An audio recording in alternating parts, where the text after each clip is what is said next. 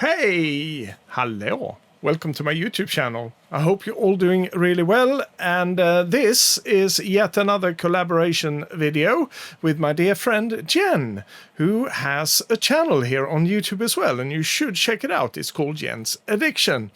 A great channel. We have a lot of things in common when it comes to music and even movies. She talks about a lot of monster movies on her channel as well, and from time to time she brings up her passion for comics. It's all about her addictions, really, in a good way. It's not those bad addictions.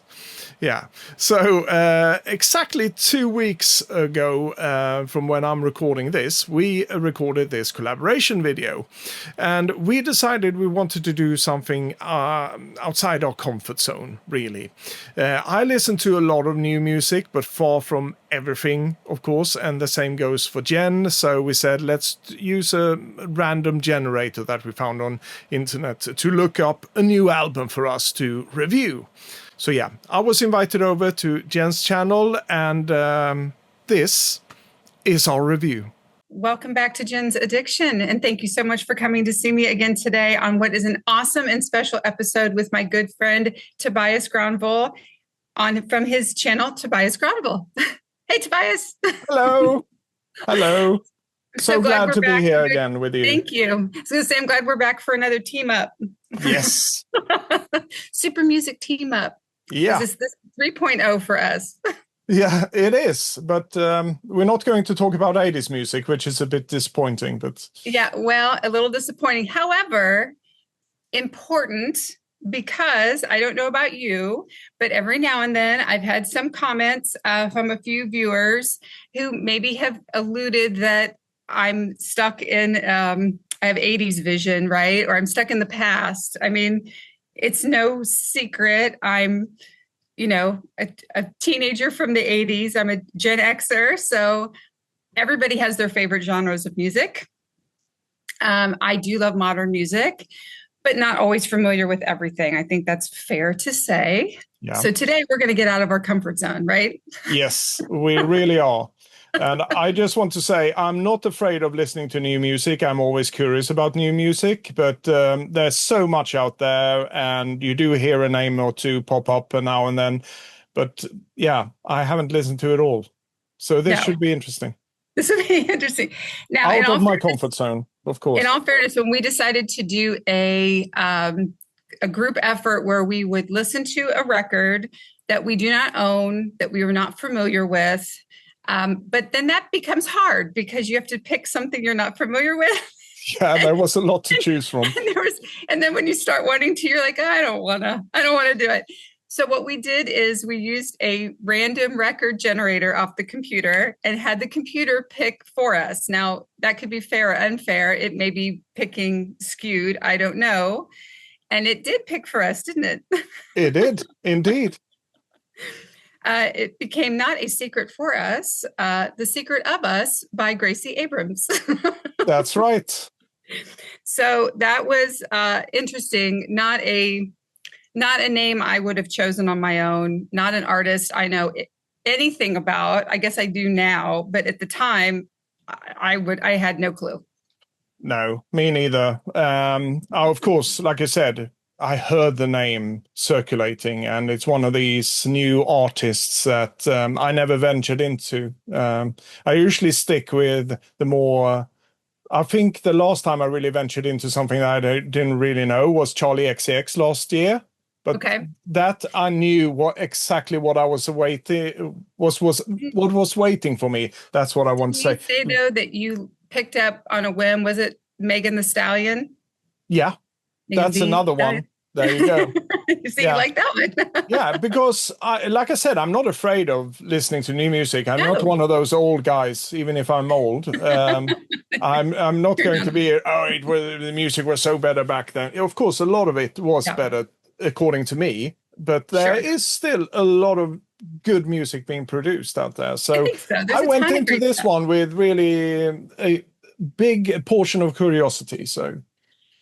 Yeah, so I definitely wanted to be, I wanted to be open and I didn't want to kind of poison the well. So not having any idea anything about her, which may seem crazy because once I pulled stats up about her after I listened to her album a couple times, then I was like, hit me over the head with a rock. Like, I can't believe I didn't really know anything about her.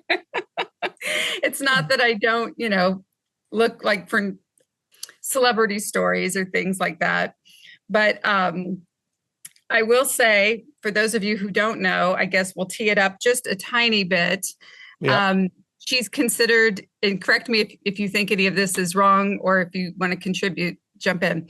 Absolutely. Considered indie pop folk. It might be considered bedroom pop. Bedroom pop. Wow. Bedroom. That is a genre I never heard of before, but yeah.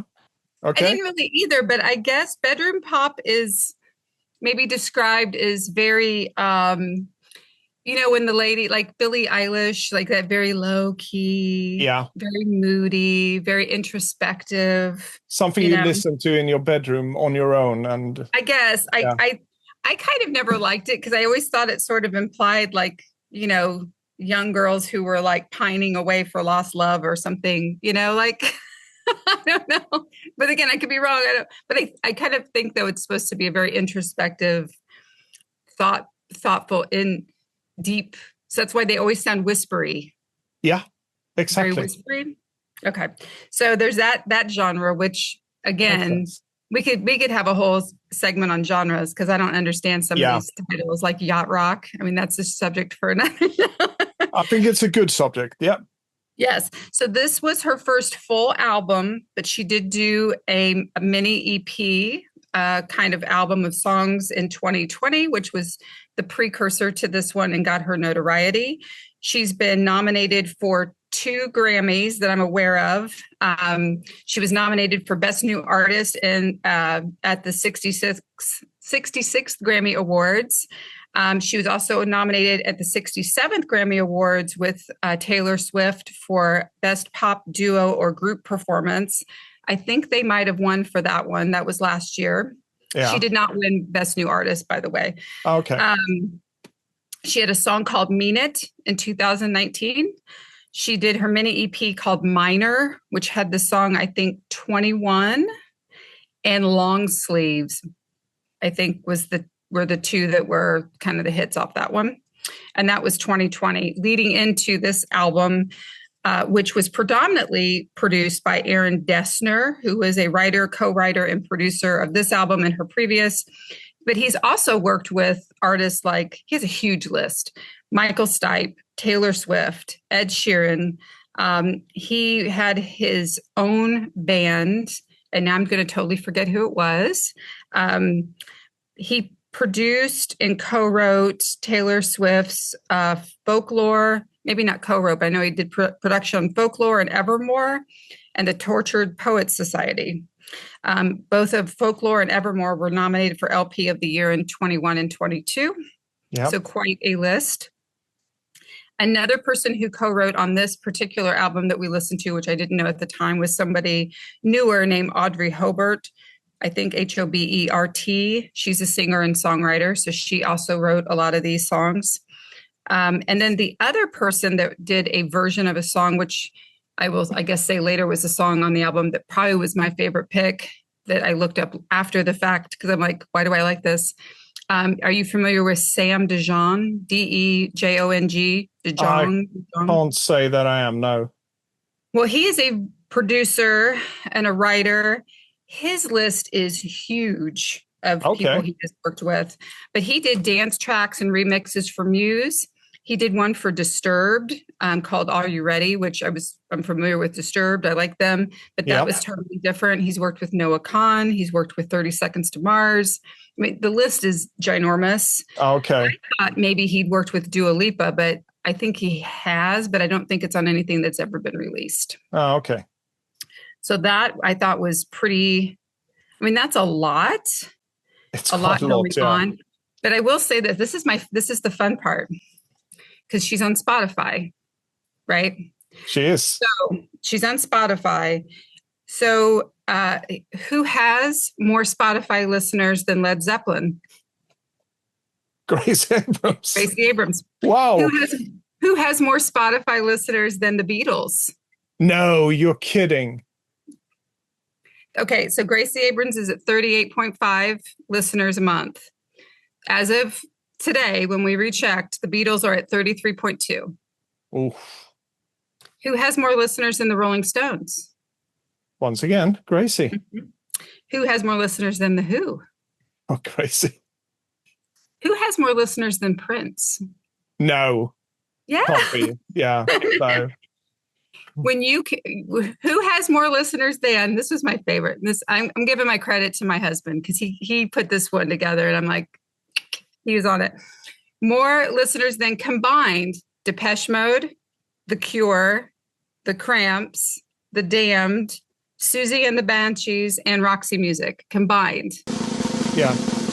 Gracie. And who has 200,000 fewer listeners than Madonna? Fewer. Yeah. Wow. Yeah, but that just goes to show, of course, Yes. a lot of these artists and bands that you just had on the list. I mean, it's artists and bands that we grew up with, of course. Yes. And some of them are huge in the music industry, like The Who, Rolling Stones, and Beatles, of course. That's why I reacted that way. I was like, well, on the second thought, yeah, it's a new generation growing up, and a lot of them have never heard of Beatles. And even if they had, it's not that interesting to them. So, well, what I thought was interesting too, though, is a lot of these artists who are into indie folk, bedroom pop, I guess, lately have cited Joni Mitchell as being influential. And I can hear a lot of that quality, but Joni Mitchell only has 2 million listeners, I think, a month. And you would think that they would interject some kind of urgency. You know, I mean, Joni Mitchell had that Record Store Day kind of reissue release, right? I think that came out this last time. And I just keep hearing her name popping up more and more and more. And I expect her number to be even just higher in general. Yeah. And the fact that Prince's was only like 21 million. Yeah. I'm sorry. No, not even that. 12.1 million. I'm sorry. Not even 20. Wow. No, you would think Prince, because he's such an icon when it comes to music. And he did a lot of stuff that would be something that the new generation, as I call them, would actually gravitate to. But I read somewhere not long ago that Prince is not something that resonates really with the younger audience. Surprised. And I'm not really sure, and I don't think the writer was sure either, but it could be that he was into so many different genres, really. He didn't just do pop music, right? Yeah. I mean, I looked at, and why is 12.1 million seem so small? It's really small when you see the whole world. And I mean, Spotify is the most used streaming platform. So, yeah. I think Taylor Swift's like 100 and some. Lady Gaga is higher than Taylor Swift. Oh, really? Yeah. Those two are the highest. But that was good, because I was just thinking, how about Taylor Swift? Because I know she's huge with that, but perhaps she dipped a bit. And I know there is a connection, like you just mentioned, between Gracie Abrams and Taylor Swift as well. And I think I'd have to recheck, but the last time I checked, I thought Taylor Swift was like 100 and some million. Yeah, I can imagine. Yeah, it was a huge number. And so I was really surprised even when I looked up originally to see that Madonna was only at 38, because that just made no sense to me. No. This new upcoming queen of pop called Madonna. I guess so. I'm not listening to her. Yeah. And I guess it's worth noting, Gracie Abrams was on tour, on part of the Eras tour with Taylor Swift. Yes. The album that we listened to was recorded during that time period, and I think was probably kind of co-written or had some inspiration from Taylor Swift. Yeah. And a lot of people, it's kind of like the elephant in the room. But she is the daughter of J.J. Abrams, if you didn't know that already. And her mother is the CEO of Bad Robot Movies Productions. So, is that what they call Nepo baby? Or yes. Yeah. Yes, and anybody of that age range that she's in, which she's 25, 26. Yeah, 25, yeah. I asked a couple, I asked my son and his girlfriend who are that age if they listen to her, and she's his girlfriend is a big Taylor Swift fan, but they did mention Nepo baby. So yes, you're right on. Look Yeah. at you, you're down with the lingo. Yeah, I am down with the kids. Yeah. But I mean, I guess it's worth saying. I went over about a week after I listened to the album the first time. Then I kind of looked online at some other reviews just to see what other people had been saying or liked. And I mean, that does come up. And I don't know that that's a fair, I think it's worth mentioning. But I don't, obviously it afforded her the opportunity probably to maybe be introduced to people in situations she may, a lot of folks may not get that chance to do. So yeah, I get it, but it's nothing new in the music industry. It's always been like that, and in the end of it, you need to have some kind of talent to break through as well. So it's not just down to you knowing a lot of people. It's down to knowing a lot of people in the industry if you want to release a record. That's one thing. But to get popular, yeah, at some point that has nothing to do with it, does it? No. I mean, she's super popular apparently, and I didn't even know, and I like to think to keep up on things. And I remember when we randomly got chosen this album, and I said the only thing I know about Grace Abrams, that I think she was like a warm-up act, or what do you call them, support act for Taylor Swift. That was it. Yeah, and of course I've heard about her, but never heard Grace Abrams. Right. Yeah, well, this was all new to me. I still have my, I think I took a cue from you, and I did put up my Spotify list so I can see the names of the songs, but yeah. I've got that up. And so what are your thoughts? I mean, I've after all those things, I've just kind of teed up her and her album.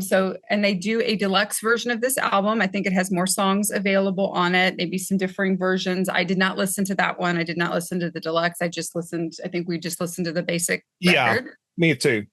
13 tracks, the duet with Taylor Swift. Yeah. And I'm thinking the fourth track on the album, I Love You, I'm Sorry, maybe was on an earlier, like she put it on this album. It might have been something earlier. Yeah. Maybe I saw it listed with her EP music, but maybe somebody knows better than I do. But so I don't know how accurate that is, but that could be.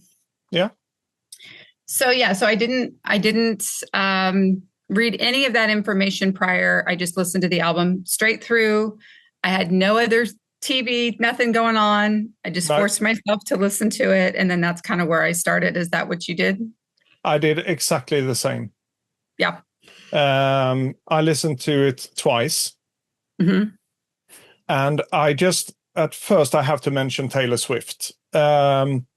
Not the duet called Us on this album, but Taylor Swift in herself. I've never been a huge fan of her, but I did like quite a lot of the tracks on her Midnights album, and that is the only album that I own by Taylor Swift, actually. Oh, yeah. So after that one, I was like, well, this is positive. So I listened back to some of her earlier stuff, and of course we know about the hit singles and things like that. Yeah. And I think some of them are pretty good, but it didn't really got me go out and buy the albums.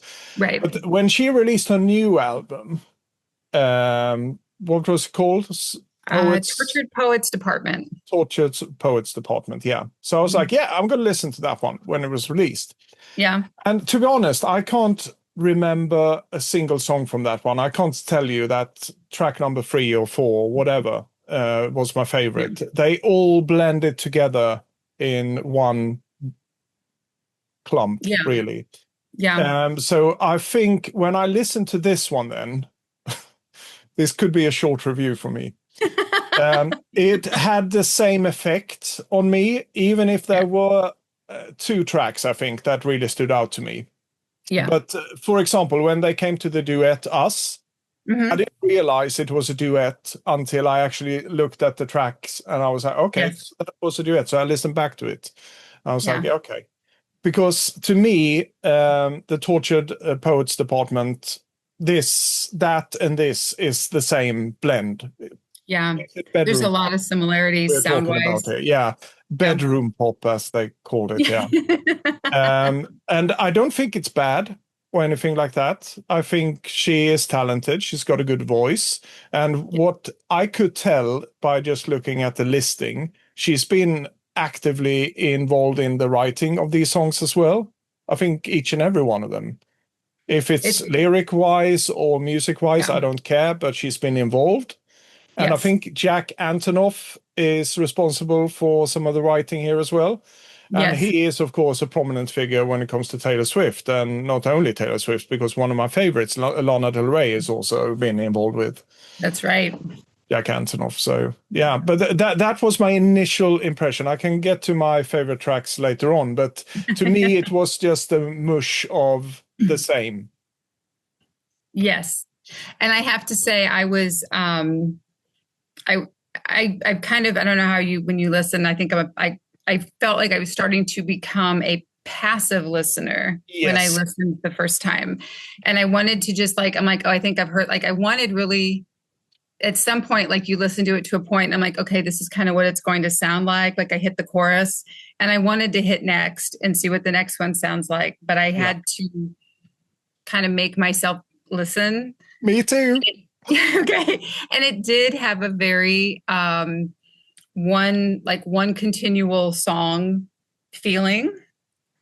There was a couple of songs I could point out that I think are like stand out, but there is a quality, a chord, like whatever they're using chord wise that somebody's probably more musically savvy than I am to speak at the moment could say, but that just seems it's kind of repeated. There's like a formula was hit and it's just repeated. And I think obviously people were influenced. She's probably influenced. I mean, if you've become friends with Taylor and her audience and all of that. But here's the thing. I went back because I thought that too. I couldn't distinguish. Every song I thought was the combination with her and Taylor Swift was not the one. So then I thought, okay, that's not fair. Let me go back and listen. So I listened to her first 3 songs from her mini EP. Okay. Although very similar to what she's doing now. If I'd have listened to that, I'd think, okay, what's the like I could see when they nominated her as an artist of the year, because then it would indicate to me that they see promise and growth in something and that so I think lyrically, I don't know where she has a lot of angst. It's a lot of angst. Yeah, it's a lot of angst on this one. Yeah. And I'm like, if that was my daughter, why is J.J. Abrams not go beat this poor guy up? Like he needs to be smacked around. Yeah, if it's true, that but is. There was a few songs early on that I could see would be like, and obviously I like up-tempo music, but I also like very dark. I mean, I like Depeche Mode because they're dark. I like parts of The Cure that are very dark, that very gothic sound.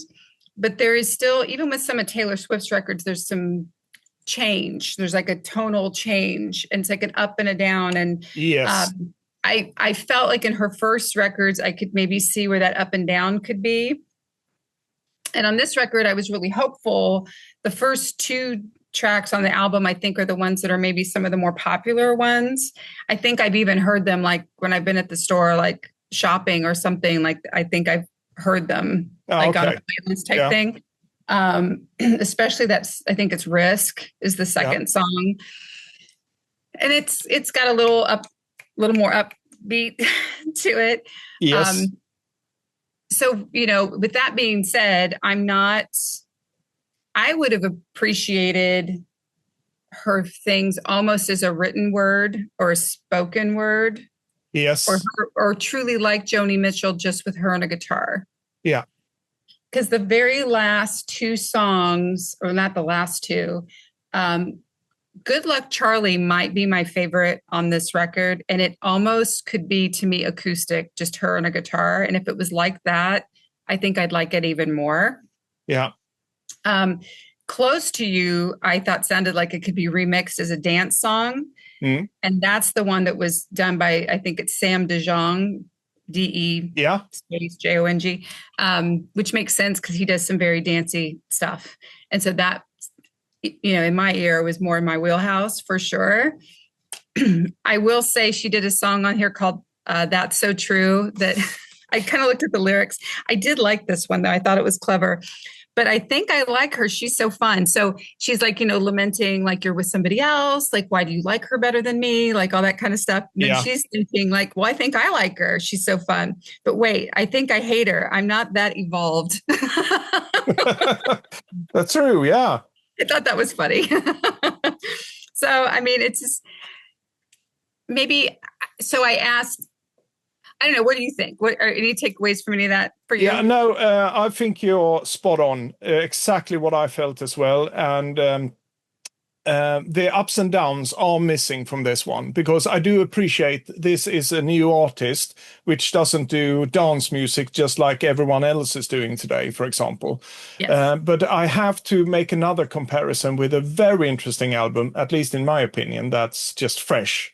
And that's Lord's new album, Virgin, which I really appreciate. I always loved Lord's music, and it also has to do with the lyrics. Perhaps I can't really relate today because I'm old, but I have been in that position before, so I can relate to what they are feeling and look back, oh yeah, that's what I thought as well, all of this. And that goes with Gracie Abrams' music as well. But the music, the whole arrangement of it, it just lacks those up and downs for me.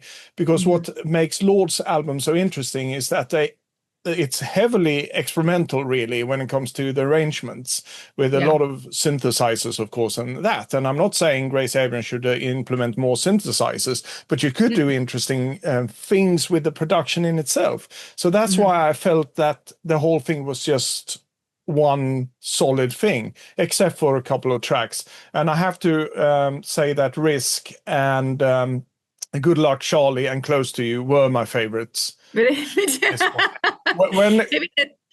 that's telling to how we listen to music. Exactly. Yeah, I think it is.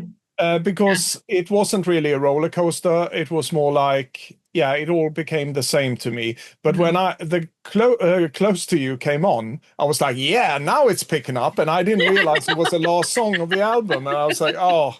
I know. Me too. I do agree with Good Luck Charlie, which I think was really good lyrics. And as you said, I could see this in an acoustic arrangement. But what I said about Lord's album, I don't expect her to copy anyone else. This is her style, but that is just my preferences when listening, especially to new artists. It has to be something interesting, create something new that's appealing to me. But this appeals to not me. I'm not the target audience here. This is probably, I would say, and I'm not being try to exclude anyone here, but I think generally younger girls can associate more with Gracie Abrams and the lyrics, of course. So I think so. When I asked my son's girlfriend, again, she's 25, 26, when I asked her, as a Taylor Swift fan, so she saw Gracie Abrams when she went to the Eras tour, but she said, you know what? She goes, she's just not, I love Taylor, but I'm not, my friends and I and my age are not into Gracie Abrams. And it tends to be a younger fan base, like that real ferocious fan base, probably. I'm sure she has fans all across the spectrum, but in large numbers, I think there probably is a little bit younger. Because if you Google her, things will come up like, can I take my 15-year-old daughter to her concert? Like that, those are some of the things that pop up. Yeah. So obviously there's an interest. People are looking for that information. I think it's a shame that maybe they're trying to make her poppy and maybe she's not as poppy. I mean, I feel like Billie Eilish kept that. Again, they called her indie folk or bedroom pop too. Yeah. She seemed to carry that. I don't know why it worked for her differently. I'm not sure, but I'm no Billie Eilish expert, and it was No. not my favorite. I think her James Bond theme was the first song of hers I really ever really listened to. Yeah, same with Even me. that I thought was quiet for a James Bond song. Yeah. No, but I think from the little what I've heard from Billie Eilish, at least the production style is more in my wheelpark, really. Yeah. And I do appreciate singer-songwriters. Believe me, I listen to quite a lot of singer-songwriters throughout the years. But and I do appreciate some of what she's doing. But to me, it's I think it's too much great. better than pop, perhaps. I think I'm sure it broadened her base, and it gets her out there in a way that others couldn't. But I do feel like she has a quality that if she's writing a lot of those lyrics, and she does play guitar, like I would like to see that more. Exactly. I'd like to see her do electric. I don't even know if she's playing electric guitar. Is it all acoustic guitar? I don't know. But that could be something in the future. Who knows? But to her credit, I think it does sound like she's not trying to be something else or try to make someone else say you need to be more poppy. It feels like it is Grace Abrams as a person. This is her. This is what she does. So. But I guess at the end of the day, it really got me thinking, is this just a different version of when I was 16, 17, it was Debbie Gibson, Tiffany. Eventually, then you get into the Spice Girls. I mean, you've got, like the boy bands. That whole kind of like what we see today. I mean, was slowly kicking in.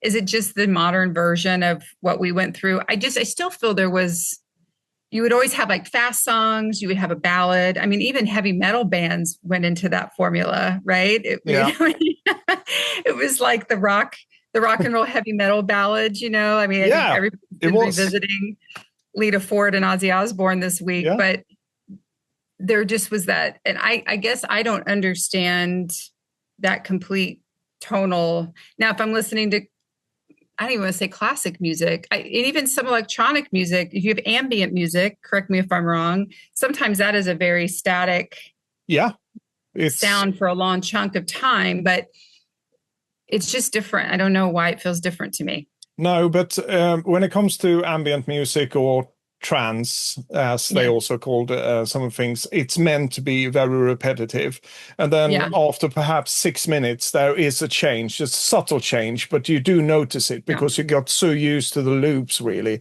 So there is another the goal is different, of course. And what Grace Abrams does is not unique in any way, shape, or form. We heard this going back to perhaps the 60s, the late 60s, when a lot of these female singer-songwriters came onto the scene. So she's not inventing anything, but she is presenting it to a new audience, perhaps. And like I said, it's not really up my alley, but no, it wasn't mine either. Although that last song, if we were doing if her whole first part of her album was more like a vocal trance album, she was just getting the change. I wanted her to keep going. It's true. I liked that one. I expect to find the 12-inch single somewhere. Yeah. I would give that one a chance. Yeah, for sure.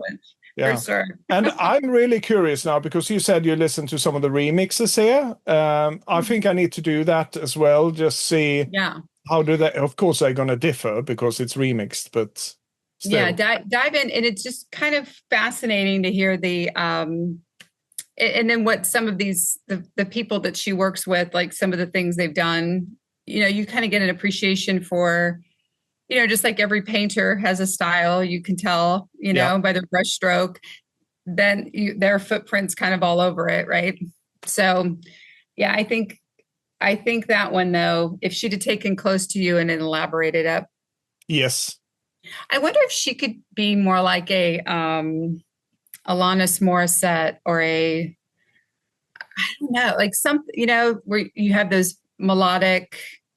I love Dido. I love Sarah McLachlan. Like but then there's just a cadence and a range to their music that's a little different. Like I There want her to is. have that. And I know, I think what you're alluding to here as well is something that dawned on me when I was listening to this as well, is that you don't remember any refrains really, saying, oh, that one I remember because it was a really good refrain accompanied with a really good melody. That is lacking from this, I have to say, at least to my ears, Yeah. because that's usually what I pick up on. Like I said, I have nothing against singer-songwriters, but it's usually they present us with a really nice melody and a hooky refrain, as I Yeah. sometimes say. Yeah. But I can't tell you one track from the other really, except for No. these 3 tracks that I just mentioned. I probably picked them out. And in part because I wrote them down, but I think Risk might be, yeah.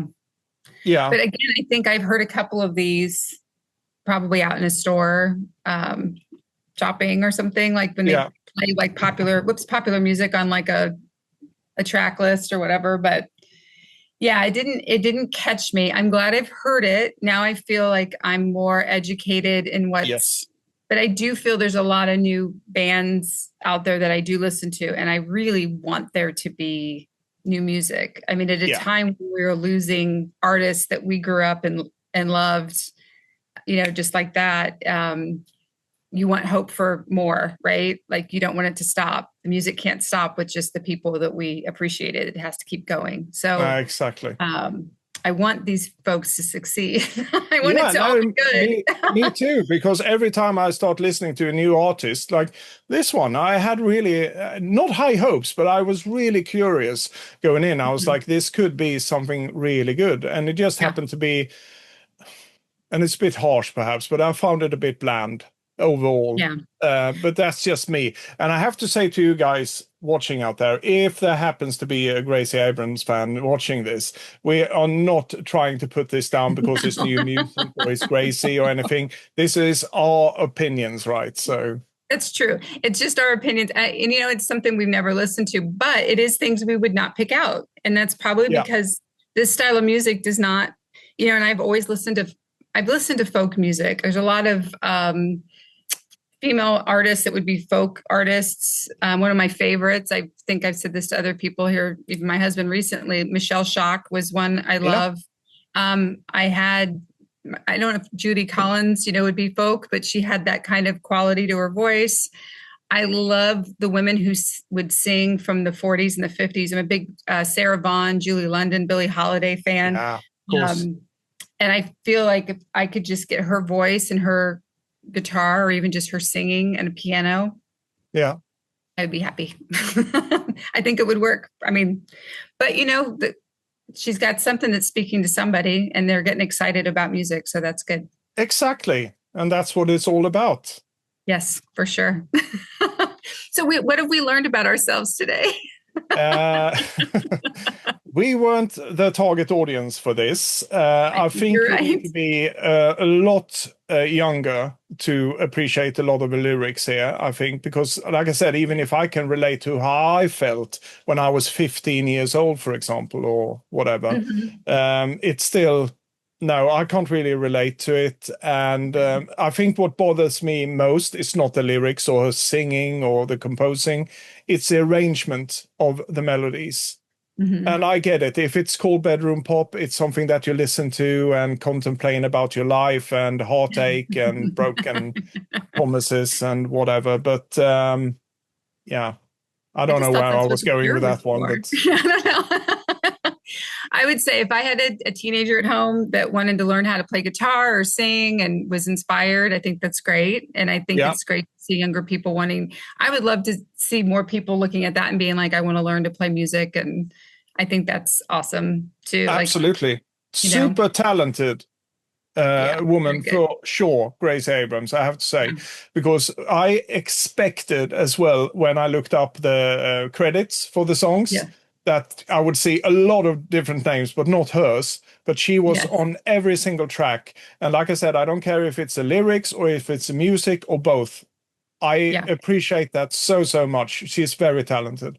Yeah. And I think too, sometimes I pay attention to that, but I mean, we're big Madonna fans. I'm sure Madonna didn't write everything she ever sang. No, far from it, far from it. So But hardly. yeah, but the reason I bring it up because usually people our age in Gen X usually say, Yeah. "Well, kids today don't write their own music; they just press a button," and they forget that that was a whole thing back in the 80s when the synthesizers and the drum machine was started to be introduced into Yeah. pop music and whatever. They're like, well, it's not real music because you can just press a button and you will have music, but that's not true, and it's not true today. Well, it's true with AI, but this is not AI we're talking about now. No. So you still have to have a talent, nepo baby or not.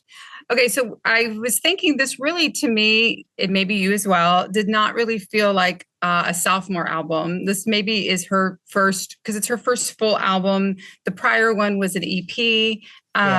So I sort of feel like this is her first full album. Yes. And I would like to see a second album by her, and maybe even a little more expansive, and whomever produces and works with her really push her to open up in a different, staying true to her genre and herself, of course, but maybe just a little more of a variety. That would be my hope. Yeah, I totally agree with you because even if this wasn't really my kind of album, I'm still curious. So if she's going to release a second album, and who knows, she already might have done so. I have no clue. But I don't think so. But I will listen to it just because I listened to this one. And as I said, I think she's really talented. And if she does the same thing, I got it confirmed. It's not for me, but hey, I'm going to keep an eye and an ear out for her. So if someone were to say to you, I really want to listen to Gracie Abrams, what songs have you listened to? What would you recommend I check out? I have a couple that I would probably recommend people listen to. What are your recommendations? So my recommendations, that would be Risk, which I think should actually have kicked off the whole album, because Felt Good About You. My initial impression, actually, when it started, because it was the first song I ever heard by her, I was like, this is a pretty weak start to the album, but she assumes that I'm already a fan, so you don't have to kick it off in a bombastic style. But I do think Risk would be the better track to start off the album with, if I had anything to say about it, and I didn't. So, and then Goodbye Charlie, and the last track, Close to You. Yep. And I would absolutely agree. Those are my three picks. Those are my three favorite picks. I would love to see a dance version of Close to You. Yes. So 12-inch single with the dance version on the back. Absolutely. Yeah. No. It will lend itself very well to that format. So. Yeah. So before we give our final assessment, I think it would be sort of fun. We have discussed that this probably won't be the last time that we do any sort of a record review or an overview. And so to shake it up a little bit and make it a little bit more our own, instead of a star rating, like 1 to 5 stars, 1 being, kind of the end and 5 being like, woohoo, we're going to give it Madonnas. And we have a rating for each star. So which star is your lucky star, right? So first, if you get 1 Madonna, that's kind of an equivalent to hung up. We hung up on you, kind of. 2 would be borderline. Maybe we'll give you a little more of a chance.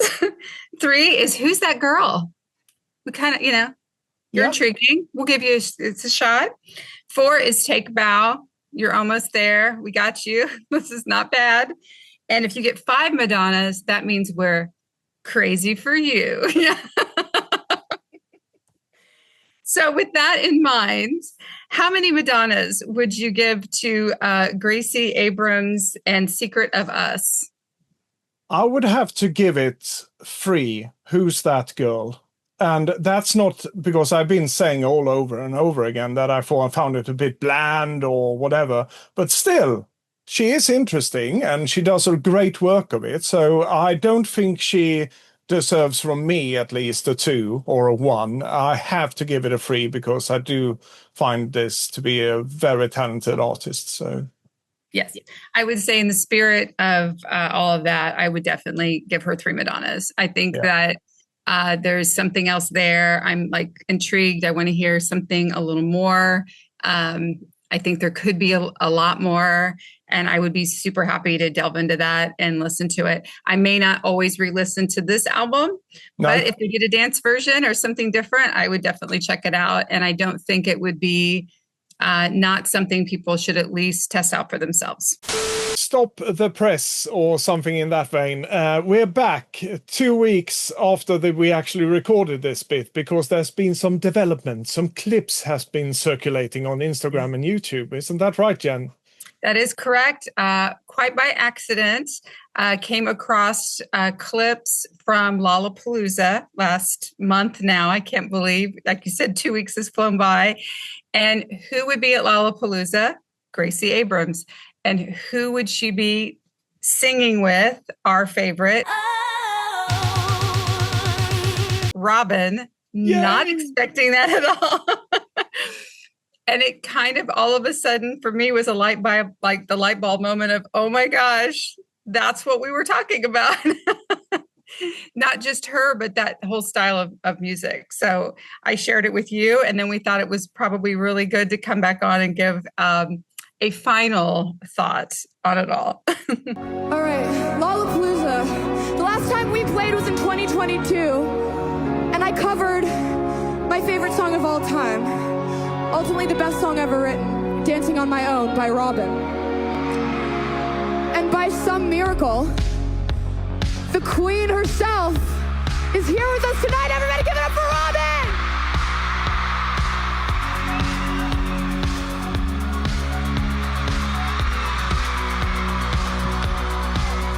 So my big takeaway really was a couple of things. Number one, what a difference to see her performing what I watched anyway, live versus a record. Super excited to see that one of her favorite songs of all time was by Robyn, and to see her with an electric guitar, because I don't feel like I could audibly hear that on that record. So it sort of came full circle for me, all these little things that we were talking about and checking all these little boxes that I kind of wanted to see, or the energy that I wanted to see. And I think it just solidified to me that perhaps bedroom pop, for lack of a better descriptor, is not something that is really in my wheelhouse. So it's probably not records that I'm going to seek out, things I'm necessarily going to listen to. But I obviously like a little more pep in my step and a kind of an up-tempo song. Not that I don't appreciate slower music, but you know what I mean, like a faster pace. And I think she's obviously capable of that. And if she likes that song so much, it surprises me I don't feel more of that in her studio album. So maybe that'll be in the future. So that would be, I'm kind of like hopeful. Like I really want to know if that's what will happen next. Yeah. And we said so in our conversations 2 weeks ago that we would like to see her step in that direction for whatever the last song was called now. It was 2 weeks ago, so I already forgot about it. But I really got my hopes up when that came on, as I said here in this video clip. But I'm really surprised. This is my favorite song, she said. This is what really inspired her. And of course, you don't have to go electropop, because let's face it, Robyn is one of the pioneers when it comes to electropop, in my book at least. But there's nothing. I could never have told you that, Robyn must have been her biggest inspiration. No, not at all. Yeah, I was super surprised. And I think we both have said we both are still kind of like, huh? Yeah. Where did that come from? Exactly. Yeah, very surprised. Really surprising. And we also said in that clip that we did 2 weeks ago that we will listen to her next album when it comes out. And who knows? It's a new era. It's a new Gracie. Who knows? It's going to be the electropop Gracie. Yeah, that would be. And I wouldn't be sad about it. No, me neither. And maybe, you don't know, she might do covers album of Robyn songs. Oh, there you go. In her own style. Yeah. Yes. Or a good collaboration. Oh, that Maybe would be even better. because it kind of seemed like her coming to Lollapalooza and singing with Gracie was something she didn't necessarily expect Robin to do. No. And maybe they've never really met before or had a chance to combine brain power. Maybe it'll lead to something else.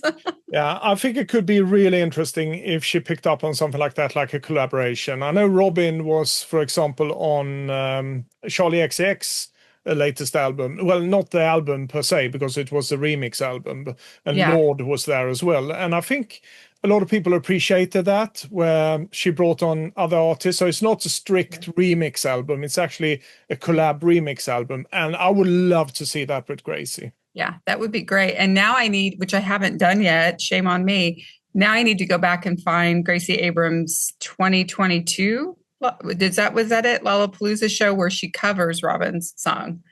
Yeah.